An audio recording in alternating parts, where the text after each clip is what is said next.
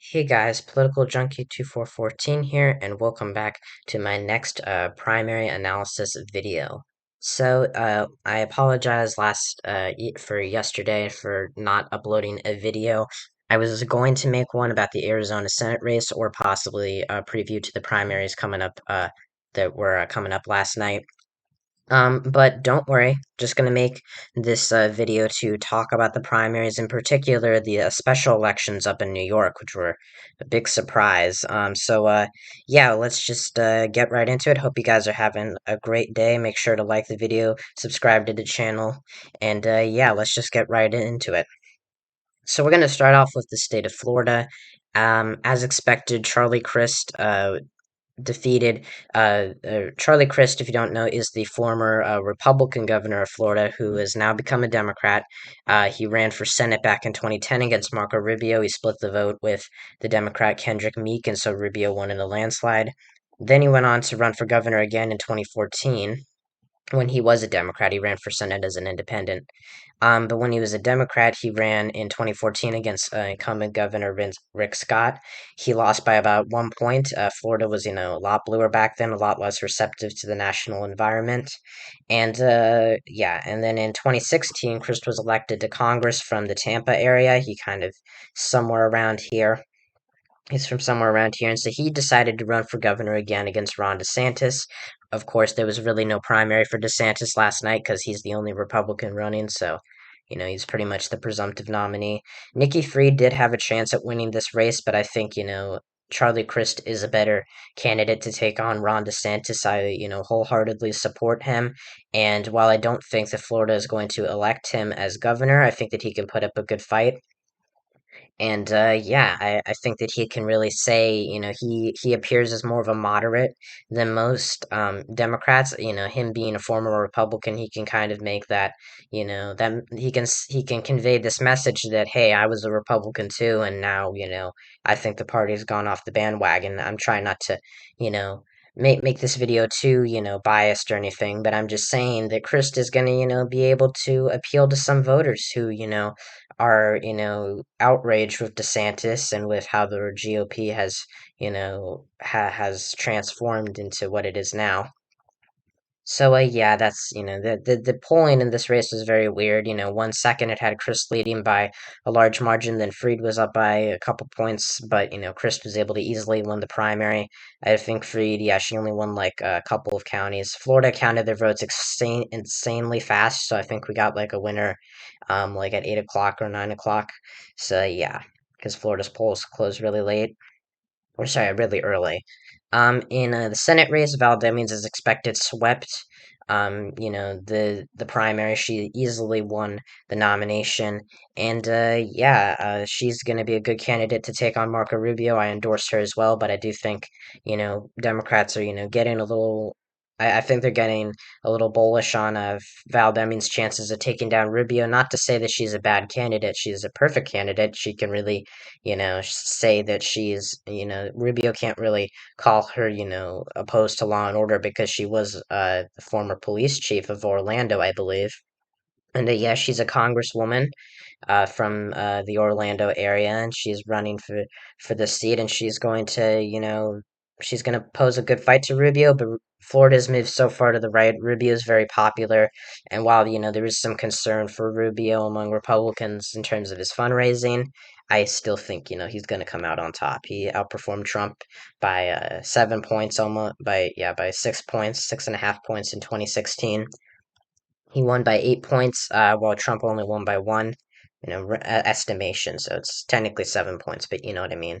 The Attorney General Ayala, I guess, won. I don't know who she is. Aramis Ayala. I was not really paying attention to this race, so yeah, there's not really much here.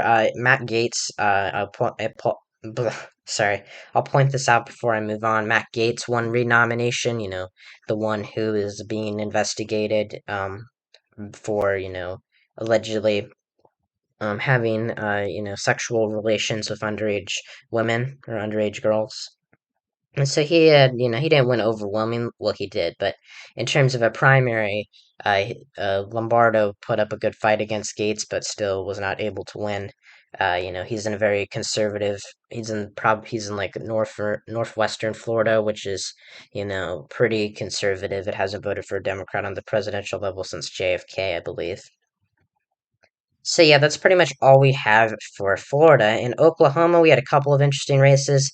The main one being the Senate runoff between Markwayne Mullin and T.W. Shannon. If you guys don't know, Jim Inhofe, the senior senator from Oklahoma, he's a Republican. He's infamous for his denial of climate or his rejection of climate change and or human, you know, yeah, basically, he's been denying climate change for a very long time. When he's one of the Senate's most conservative members, he's almost 88 years old, and he just got reelected actually in 2020. But he's deciding to resign. He's missed quite a few House votes, and he basically said, "I'm going to resign, or I'm going to resign 2 years into my term."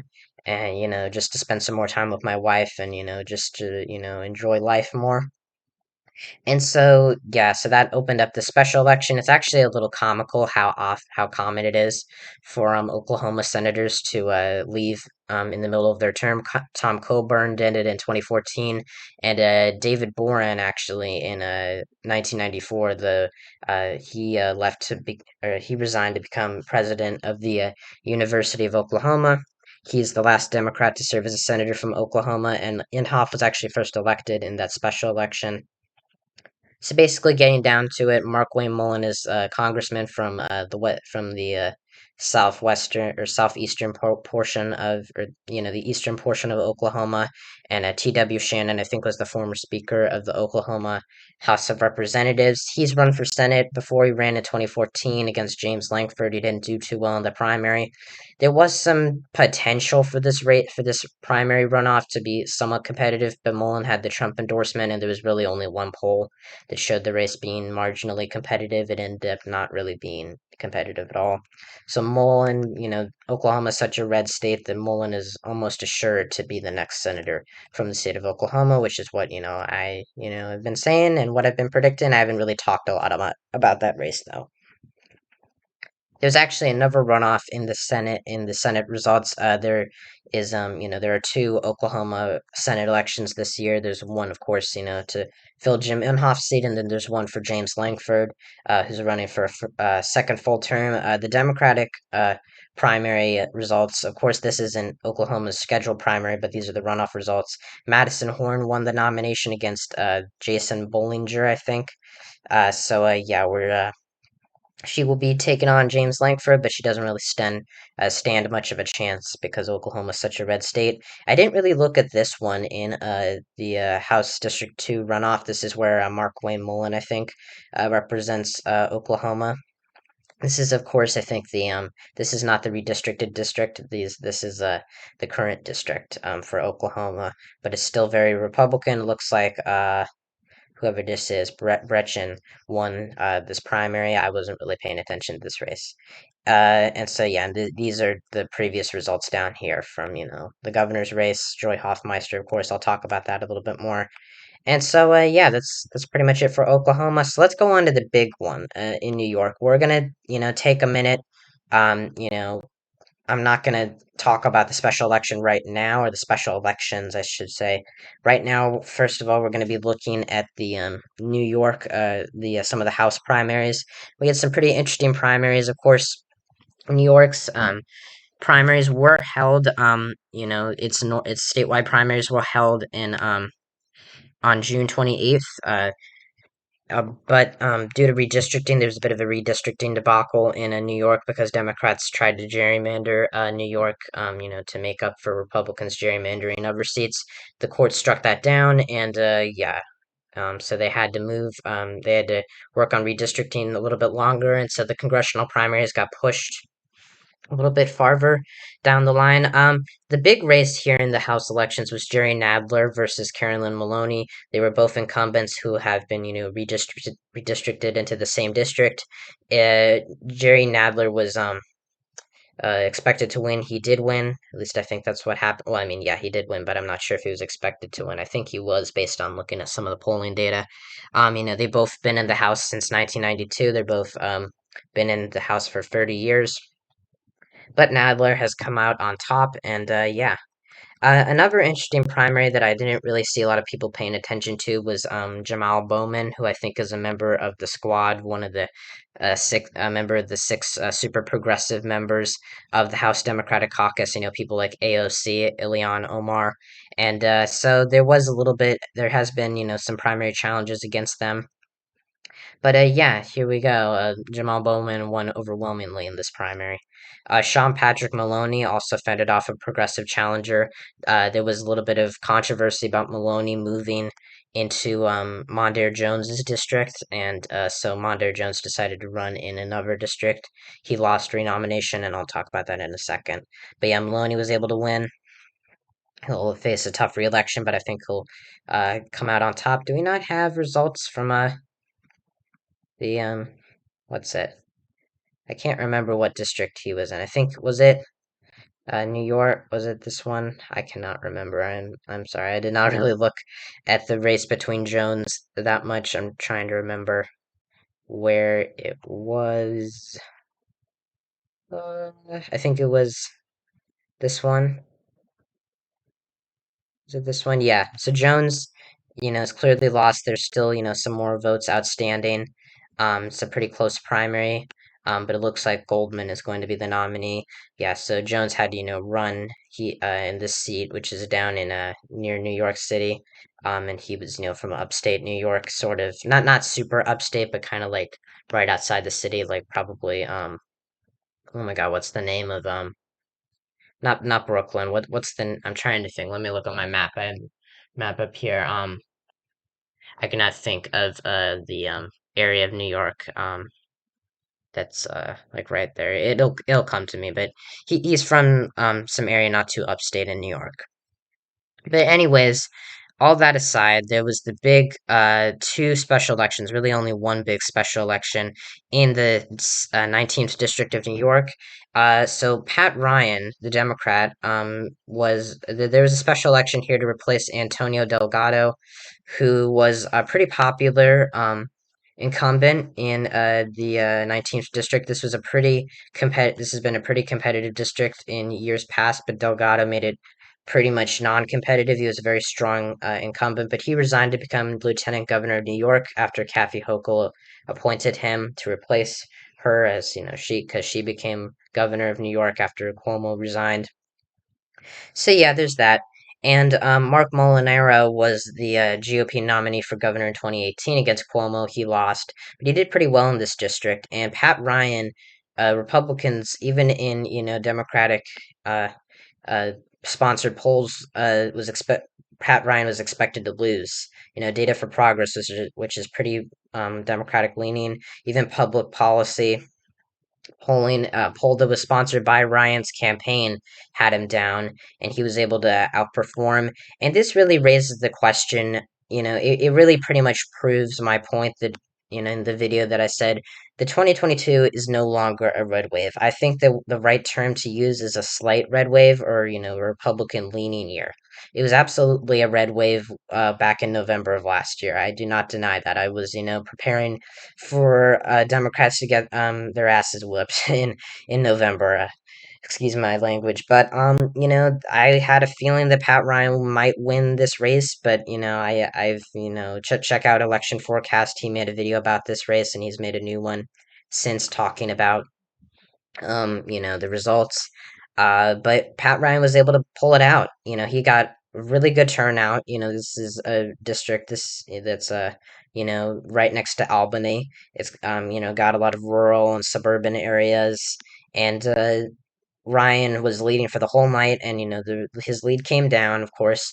But Molinaro was not able to win, and he was a pretty strong Republican to run here. He did well in 2018, and he pretty much made the case that abortion is not going to be voters don't need to care about abortion because in New York abortion is going to be safe. Of course, there's that question of will Republicans try to pass a nationwide abortion ban, and Roe v. Wade, since it was overturned, has been having a major impact on these special elections. If you even look at the District 23 special election results, which were also held, here. Everyone was expecting the Republican to win here easily, but Polinsky only won by about 6 points, and actually less than that, 5.5%. And this is not a good sign. You know, if you go back to 2020, Tom Reed, the incumbent representative who resigned, he won by 16 points. He did win by only 8 in 2018, but this district had been pretty Republican with very few exceptions. And, you know, Democrats were able to come within 10 points of winning it. You know, this race should have been, you know, an 11-point victory probably for some Polinsky. And, you know, Molinaro should have definitely won.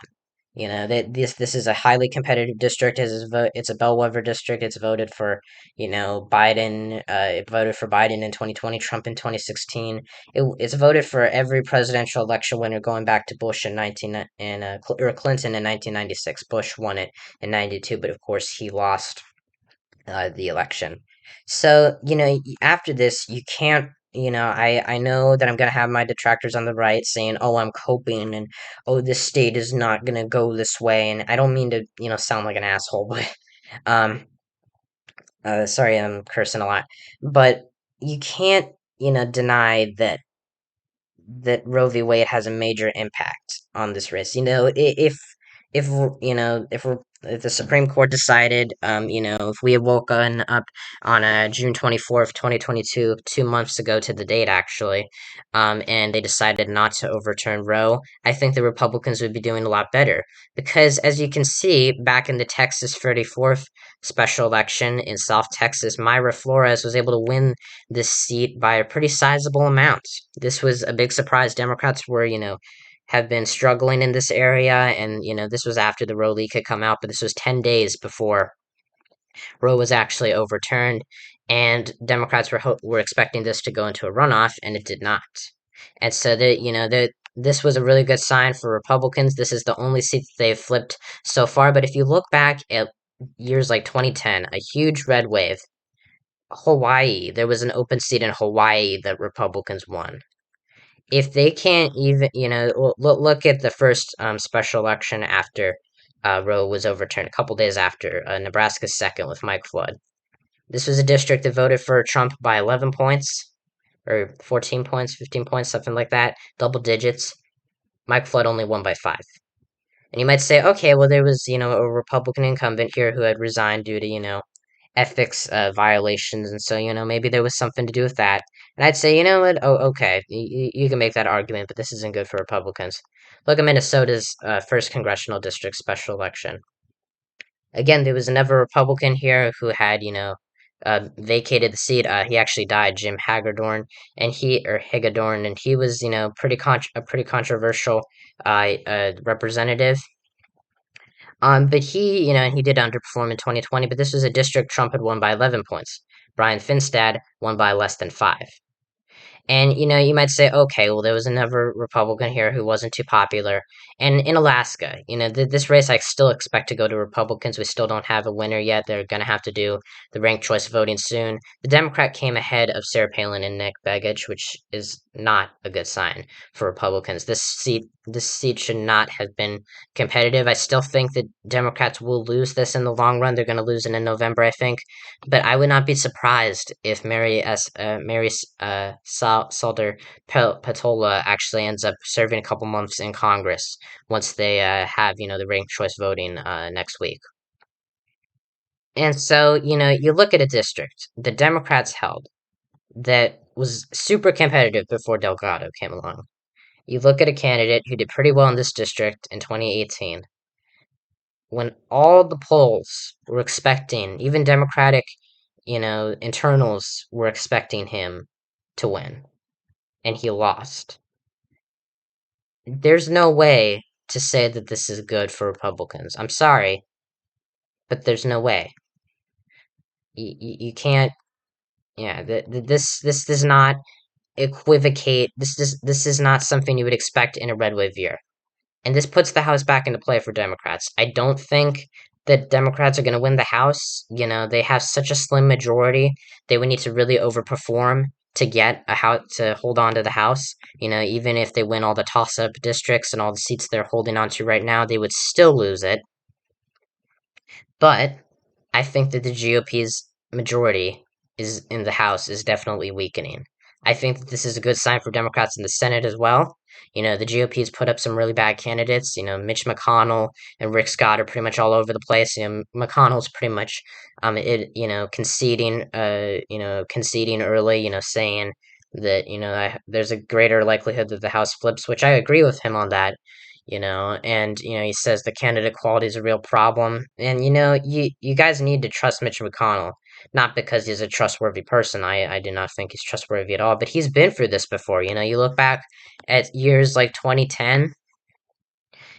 you know, Republicans really should have won the Senate. Yeah, they were, coming from a Democratic majority of almost filibuster Democratic Senate majority, but they couldn't win Colorado.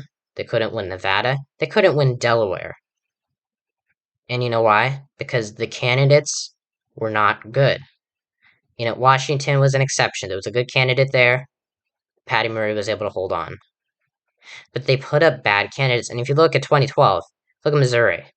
This is what Democrats have been basing, their strategy of funneling these more money into these right wing candidates because they think that they're easier to beat. I don't know how great of an idea that is, but it worked for Claire McCaskill in this case. In Indiana, Richard Lugar lost the primary to Richard Murdoch. Democrat won. So McConnell knows what it's like to be through these kinds of years. It's not a red wave. I don't think it's a blue wave either. But this is not, Democrats are not overperforming at the levels they were in 2018. The conventional wisdom should tell us this is a really good Republican wave year. And I still think Republicans are going to win the House. I should put out a House prediction soon. I've been meaning to do that. But you can't say anymore. There was no excuse for the GOP to lose this race. No excuse. Roe matters. It completely matters. All the polls were wrong. Molinaro was a good candidate. Pat Ryan should not have won this race. And yeah, he's going to get redistricted into the district, into the 18th district. But, we keep playing this game, on election YouTube. The polls don't matter until this day. And I know I'm kind of parodying or, plagiarizing, I guess, unbiased election predictions, but it's true. We keep playing this game of the polls don't matter until then. The polls don't matter until June. They don't matter until September or October, or the week before election day.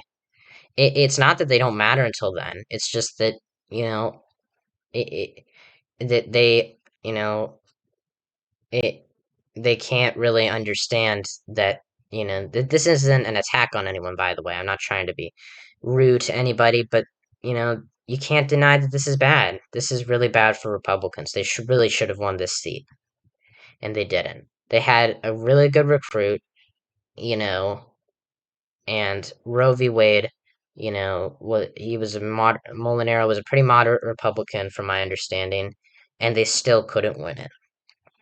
Yes, it was held by a Democrat, but there was no scandalous Republican. There's no other excuse to make for the Republicans other than the fact that Roe v. Wade was, overturned and that it's having an effect on the midterms. And that is not good for Republicans. I think that they will win the House. I think it's going to take a lot for me to say Democrats are going to win the House. I don't know if I'd put the House as a toss up yet, but it's getting there. I'd say Republicans will probably get around 230 seats right now in the House, but that doesn't mean that they'll hold on to it by 2024. They could very well lose it in 2024. I expect Republicans to hold the Senate, or hold or flip back the Senate in 2024 if they don't get it this year. But, I think Democrats will hold on to the Senate, and I think that the House is the most attainable that it's ever been. This is not good for the GOP. It's very good for Democrats, and we're going to have to see if this momentum holds until November. I'm sure that things will get slightly better for Republicans, but the generic ballot isn't changing. Biden's approval is going up. Gas prices are going down. The economy is doing better. There's nothing you can say. Roe v. Wade is having an effect, and Republicans need to get their act together and fast. We got less than 3 months. We've got almost, we got a little over, we got like 2 months and 2 weeks until election day. You know, we, Republicans, you guys got to get on it, you know, but Democrats are, have been having great turnout. a great turnout operation, and they've been showing that through these elections. So anyways, thank you guys so much for watching this video. Make sure to like and subscribe to the channel. I hope you enjoyed the video. If you did, like the video, subscribe to this channel and check it out. Turn on notifications so you won't miss another one of my videos. Check out my main channel, my non-political channel, Interactor127. Check out my Comrade Growing Zoo 666, and of course, check out Election Forecast, as I've said before. Thank you guys so much for watching this video, and I'll see you guys next time when I talk about all things politics. See ya.